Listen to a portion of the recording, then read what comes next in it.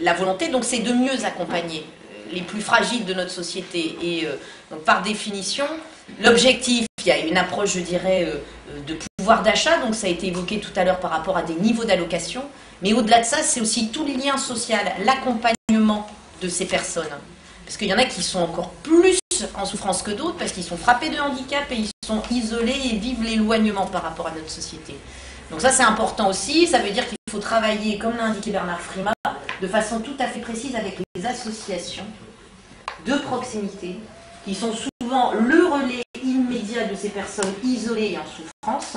Et que donc, par exemple, pour compléter ce qui a été dit plus généralement, là pour les associations en règle générale de proximité, c'est bien de dire l'objectif n'est pas de les empêcher de fonctionner, de limiter leurs moyens, mais avec évaluation bien sûr, c'est un principe de juste répartition des deniers publics, avec un principe d'évaluation, donc de les accompagner pour qu'elles puissent encore faire plus, parce que chacun est acteur du développement de notre société. On n'élit pas le gouvernement, on ne choisit pas le gouvernement, là on désigne la présidente de la République. Bon. Donc c'est-à-dire celle qui s'engage sur un certain nombre de grandes priorités. Ensuite, il lui faudra évidemment dégager les moyens pour mettre en œuvre ces priorités.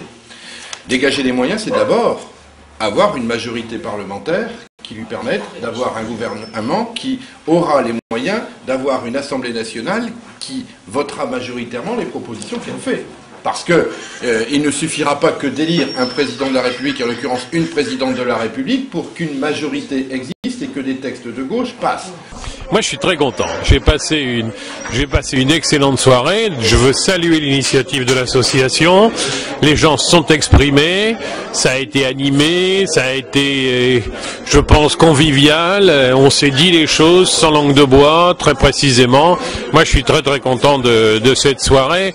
C'est très important pour nous d'avoir ce contact permanent avec la réalité. Alors, on est toujours en contact avec la réalité, mais là, avoir du temps à donner. Bon, c'était très très très bien et un très très grand merci de m'avoir invité.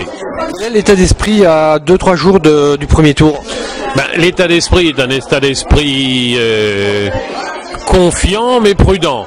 C'est-à-dire, on a vraiment l'espoir que Ségolène soit au plus haut dimanche, mais il faut consacrer les derniers jours à faire campagne, à convaincre les indécis et à surtout éviter que la confusion s'installe.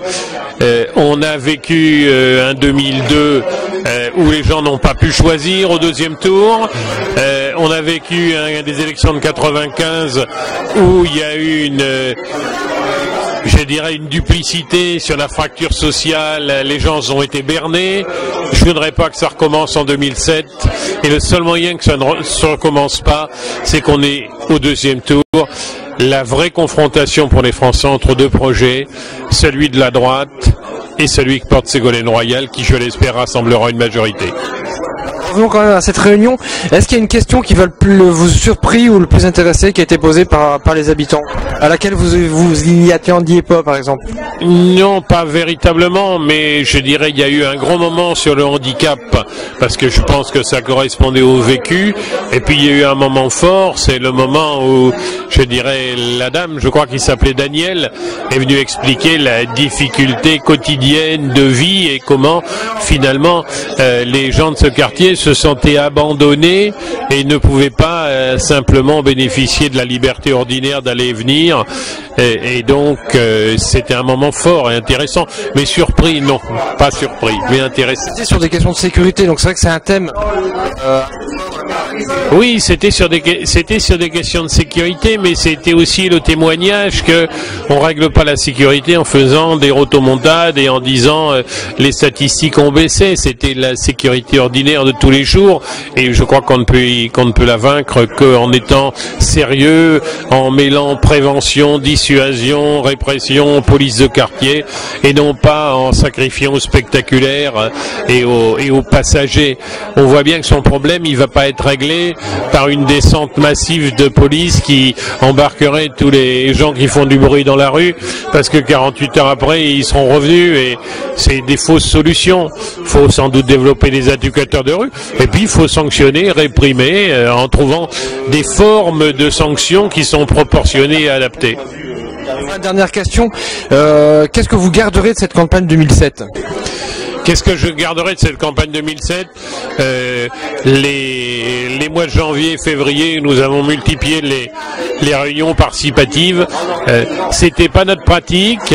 Ségolène nous y a emmenés et ça a été d'une richesse extraordinaire dans le dialogue et très prometteur pour la rénovation de la démocratie si les Français lui font confiance. D'accord, merci bien. Voilà. Au revoir. Au revoir.